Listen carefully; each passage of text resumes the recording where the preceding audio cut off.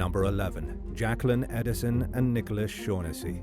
Texas jeweler Theodore Ted Shaughnessy was shot dead at his Travis County home in 2018. Investigators quickly zeroed in on the victim's son, Nicholas, who allegedly told people that he stood to gain as much as $8 million from his father's death. Nicholas eventually pleaded guilty to his father's murder as part of a deal that came with a 35-year sentence, a punishment that his mother, Corey, agreed to, but which other family members saw as too lenient. 2 hired hitmen also pleaded guilty in exchange for 35-year sentences. In 2022, 4 years after the murder, authorities charged Nicholas's wife, Jacqueline Edison, with murder for her alleged role in the killing. She cooperated with investigators and implicated her husband in the crime, but also admitted that she knew about the murder ahead of time. Shortly before the gruesome crime was carried out, Nicholas reportedly told Jacqueline that he had found 2 men at a club who were willing to do the job. Text messages between the former couple appear to show the pair co-conspiring to eliminate Ted from the picture. If convicted, Edison could face life in prison. The couple allegedly had an unusual relationship. They married just 1 month after graduating from high school and were accused of killing Ted just 8 months after that. After the murder, one of Edison's relatives told CBS Austin that they didn't even know she and Nicholas had gotten married. Caleb Miller, a neighbor who lived across the street from the couple, commented on their unusual relationship. He said that it seemed as if Nicholas didn't let Jacqueline say much in front of him. More than a year after her indictment, her case appears to be ongoing. Number 10. Anthony Jinyak. Whenever he met someone new, Anthony Jinyak introduced himself as a Saudi prince named Khalid bin Al Saud. It was certainly believable, considering the fact that he lived in a penthouse condo of a luxury high-rise on Fisher Island, just off the Miami coast. He claimed to own the entire building. Of course, Jinyak wasn't really an ultra-rich Saudi prince or heir to an oil fortune worth nearly $2 trillion, but he pulled the act off convincingly enough to persuade investors to fork over massive amounts of cash for stakes in an oil business he had no valid ownership of. In the meantime, he drove around in luxury vehicles, showed off his upscale yachts, rode in private jets, and sported top-of-the-line designer clothing and jewelry. Things that, in most parts of America, would make someone stand out. But in the country's richest zip code, where the average annual household income is $2.5 million, it made Jinyak blend in just enough to make his lies believable. Jinyak liked to be noticed though, so he made sure to show off his luxury duds on social media at every given opportunity. It was only a matter of time, however, before the world would learn the truth, that Prince Khalid bin Al Saud was nothing more than a con man in every sense of the word. He was born in Colombia and grew up in Michigan in a middle-class household. His childhood was comfortable, but he didn't grow up with a silver spoon in his mouth like he made it sound in the narrative he told as an adult.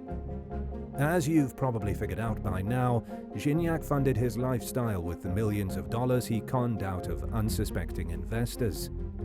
His clients were deceived into thinking that they were buying a stake in the Saudi Aramco oil business at a discounted price, but all they were really doing was forking over money they'd likely never see again to a complete fraud with no ties to the Saudi royal family. Jinyak told his investors they would see a 5-fold return on their investments, but they typically saw nothing back, including the initial amount they put in. The US Department of Justice eventually caught up with the fraudster. In fact, they caught up with him at least 11 times throughout his life. His most recent bust in 2019 was the biggest yet though, and it landed him in federal prison for more than 18 years. He'll be in his late 60s by the time he sees freedom again. Number 9. Jason Van Eman.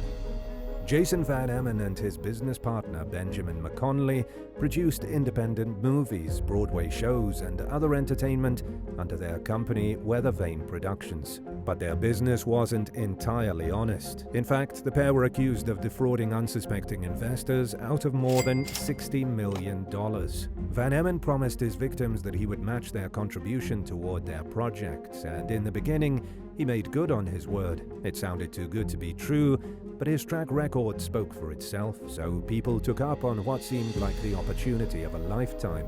Unfortunately, many never saw their projects materialize, and and whether Vane's pristine track record deteriorated over time as the company worked with fewer and fewer satisfied customers. In most cases, those who demanded their money back never received a refund. Instead, Van Eman blamed bank compliance issues, still trying to carry on the ruse that there was funding in the first place. Soon enough, civil lawsuits against the company began to flow in. At a time when Van Eman should have given up, he dug a deeper hole by continuing to defraud new investors and using the money to fund his legal defense.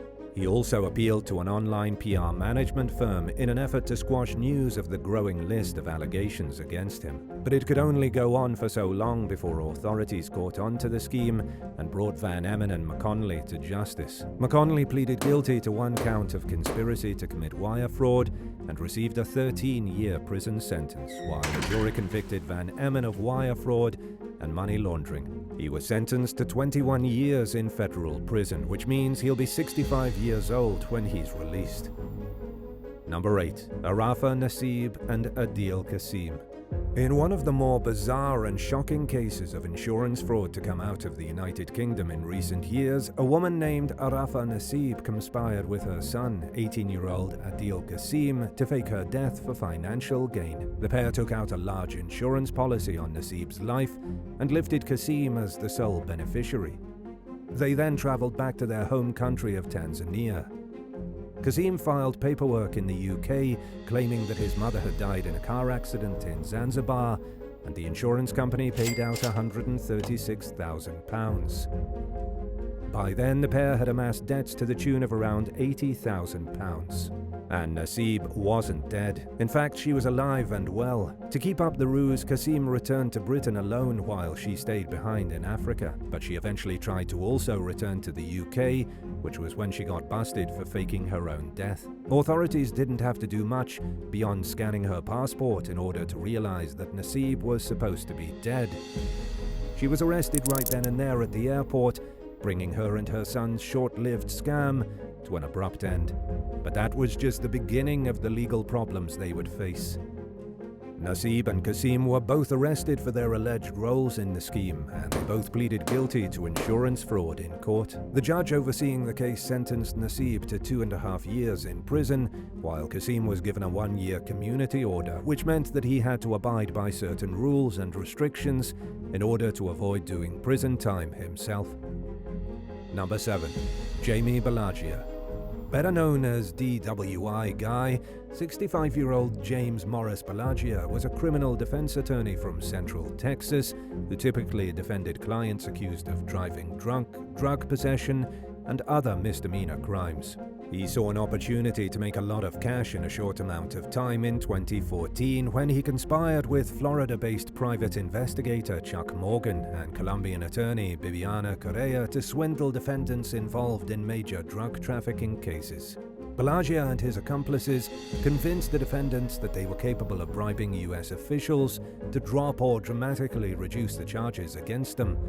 For the right price, of course. The trio charged wildly inflated attorney fees and said during meetings with the defendants that they were in contact with government personnel who were in on the deal. But no such bribes existed, and as Bellagio most likely already knew or would soon learn, it's illegal to scam even federal defendants in high-profile drug cases. And the defendants that Bellagio was offering to help were on a special list of the world's biggest drug traffickers, which meant that their assets were frozen and special permission from the government's highest ranks was required for anyone to do business with them. In other words, the feds were already keeping a close eye on the defendants, and Bellagio failed to obtain a license to engage in business transactions with them, despite receiving several warnings to do so. Instead, he gave the defendants the account and routing numbers for his personal checking account and told them to send the money there. According to prosecutors, he did so with the intention of avoiding federal cash transaction reporting requirements. In an effort to further evade the authorities, anonymous individuals made deposits at U.S. banks in amounts of less than $10,000, just under the federal reporting threshold. Bellagio also collected 4 large payments ranging from $70,000 to $120,000 in cash, and of course he didn't report them as required. And not surprisingly, he and his co-conspirators eventually got caught. Correa was sentenced to 8 years in federal prison for her role in the scheme, while Chuck Morgan received a 7-year sentence. A jury convicted Bellagio of conspiracy to commit money laundering, obstruction of justice, violation of the Kingpin Act, conspiracy to commit wire fraud, and conspiracy to obstruct justice. He was sentenced to more than 15.5 years in prison. Number 6. Scott Tucker. Unlike many convicted fraudsters, Scott Tucker ran a relatively simple scheme. In 2001, he started a payday loan business that lent money to customers throughout the US, including in states where these high-interest loans are illegal. In some cases, his company's loans were in violation of a state's restrictions. Tucker got around the law on the basis of a technicality regarding Native American sovereignty, or so he thought. By the time Tucker started the company, he had already been convicted of felony mail fraud and making false bank statements. He had spent a year in federal prison for charging advance fees for bogus loans that he never delivered on. Between 2008 and 2013, the payday loan company, AMG Services, raked in at least $3.5 billion and issued loans to at least 4.5 million Americans. In 2012, the Federal Trade Commission filed a lawsuit accusing AMG, Tucker, and several of his associates of illegal business practices. 4 years later, a civil court judge ordered Tucker and his co-defendants to pay a record $1.256 billion for deceiving consumers across the country and illegally charging them undisclosed and inflated fees. The judge also banned Tucker from future participation in the consumer lending business. That same year, he was indicted on criminal charges under the Racketeer-Influenced and Corrupt Organizations, or RICO Act, as well as the Truth in Lending, or TILA Act. He was convicted on 14 counts, including racketeering and making illegal payday loans. Tucker was hit with a federal prison sentence of 16 years and 8 months, which he is currently serving. He's scheduled to be released in 2032 at the age of 69. Number 5. Carol Cody. For several years, starting in the late 1980s, Carol Cody operated a licensed elder care facility out of her Cottage Grove, Oregon home. By 1994, social services had become concerned about the number of patients dying in her care and suspected that she was neglecting them. The agency visited the home and quickly discovered that it was filthy to the point of being unlivable, especially because she had a pet monkey. Cody's license was revoked, but authorities apparently failed to notice that she had been stealing residents' benefits for quite some time by that point. After losing her license, Cody began volunteering at nursing homes where she seduced a man known only as MB into marrying her. She then took another patient, 76-year-old John H. Arnold, into her home. In several ways, Arnold was the perfect target for Cody. He never married or had any kids, and had no close family members to pass his money on to, or who might want to check on him frequently. Arnold passed away in Cody's care in 1996. Instead of notifying the authorities, Cody convinced some people to help her bury him on her mother's property. She told her husband that Arnold had moved away and continued to collect his Social Security and retirement benefits for 16 years, as if he were still alive. She was finally caught in 2013, by which point she had stolen more than $200,000 of Arnold's money. Cody was sentenced to 4 years in federal prison for bank fraud, theft of government funds, and aggravated identity theft. She was also ordered to repay everything she stole and to surrender $36,000 of her own federal retirement money. Number 4. Scott Managed. Scott Managed made a name for himself as a real estate investor, furniture store owner, and house flipper who starred in the hit TV show Property Wars. His fame and fortune were short-lived, however, and it all came crumbling down in 2017 when he and 3 others were accused of stealing dead people's identities and money laundering. According to authorities, the fraud scheme targeted more than 200 victims and resulted in losses totaling over $30 million. It all started when Managed embezzled millions of dollars meant for real estate transactions and used the money to fund a lavish lifestyle. To make the scheme seem legit, he furnished false real estate purchase documents, all the while spending the money on luxury vehicles, travel, and million-dollar homes for himself. Once Menich squandered all the embezzled money, he moved on to part 2 of the scam, stealing identities. Using the information of recently deceased individuals, he applied for lines of credit for his furniture store through various banks. He didn't use the financing to buy furniture, but to continue funding his upscale lifestyle. Like with almost any other financial scheme, Menich could only carry on his crimes for so long before he got caught. He ultimately pleaded guilty to bank fraud, money laundering, and aggravated identity theft. Menich was sentenced to 17 years in federal prison for his crimes. He'll be 57 when he's released. Number 3. Marsha Henderson. A British woman named Marsha Henderson was in her 20s when she married 76-year-old retired bus driver Newton Davis in 2004. 9 years later, in 2013, 85-year-old Davis passed away. He left a majority of his £600,000 estate to his daughter, Paulette Davis, and the remaining $25,000 to Henderson. Unwilling to accept what she considered to be a paltry sum, Henderson challenged the ruling by claiming that she found a set of handwritten instructions left behind by her late husband inside a Doritos bag. She said that she found the note in Davis's attic at his home in London.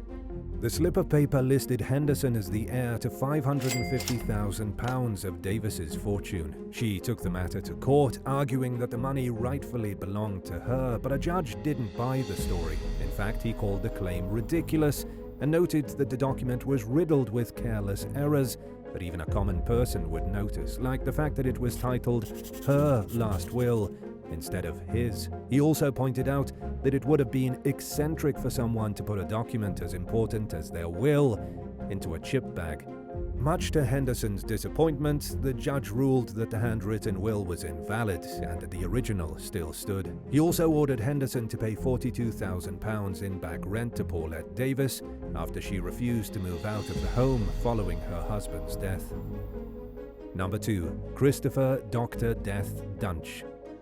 Between 2011 and 2013, Christopher Dunch performed spinal surgery on around 40 people in the Dallas-Fort Worth area. 31 patients were left with horrifying and in some cases permanent injuries, including paralysis, numbness, and excruciating pain from nerve damage. One patient died from blood loss and another passed away from a stroke. While all this was happening, Dr. Dunch claimed to be one of the area's best neurosurgeons and bounced from one employer to the next as each one slowly caught on to the fact that he had essentially no idea what he was doing when he operated on people. While it didn't take too long for Dunch's colleagues to realize he was unqualified to perform surgery, it took the authorities much longer to catch up with him and revoke his license. In a lot of cases, Dunch was fired or he quit a job but managed to avoid having his malpractice reported to the state. In the meantime, he made a lot of money. It wasn't until 2 outraged doctors pushed the state to take action that the authorities took away his surgical privileges. When the story broke, one of Dunch's colleagues described him as the worst surgeon I've ever seen, while another called him a sociopath. In 2017, a jury convicted him of injury to an elderly person and sentenced him to life in prison. An investigation revealed that Dunch completed less than 100 surgeries during his residency, far less than the typical 1,000 or more procedures that neurosurgery residents participate in. Throughout his career, he was accused multiple times of performing surgeries drunk or on drugs. Emails uncovered from his computer indicated that he purposely botched procedures, but those who observed his work said that he truly had no idea what he was doing. Either way, it was clear to the jury that he was aware of his wrongdoings long before he stopped committing them. Number 1. Bryan Adams. 56-year-old Bryan Adams was living with his mom, Janelle, and his son in Green Cove Springs, Florida, when Janelle died from natural causes in 2014. Informing the authorities of her death would mean no longer receiving her monthly Social Security check, and since he was unemployed, Bryan wanted to continue collecting the money. So he buried Janelle in the family's backyard, hoping the authorities would never notice, while the Social Security and pension checks flowed in. Once the money hit Janelle's bank account, Bryan transferred the funds to his own account. It went on long enough for him to fraudulently obtain more than $35,000 in his mother's name. But the gig was up when Brian's daughter, Brittany, asked him how he managed to support himself without a job. He confessed to the theft of Janelle's checks, and Brittany reported her father to the police. Brian was arrested and ultimately pleaded guilty to theft of government property and aggravated identity theft, and was sentenced to 5 years in federal prison. While it may not sound like his crime was driven by greed more than desperation, the bottom line is that it's against the law to commit identity fraud for financial gain, which is what Adams did. By then, he already had a criminal record for past offenses, and his behavior also leaves one to question why he didn't simply get a job and earn his own money. Thanks for watching. Would you rather have a reputation for being greedy after refusing to divvy up an inheritance that you feel is rightfully yours, or split up the payout and walk away with your reputation intact, but feel as though you were unfairly cornered into doing so? Let us know in the comments below, and don't forget to subscribe. See you next time. Bye.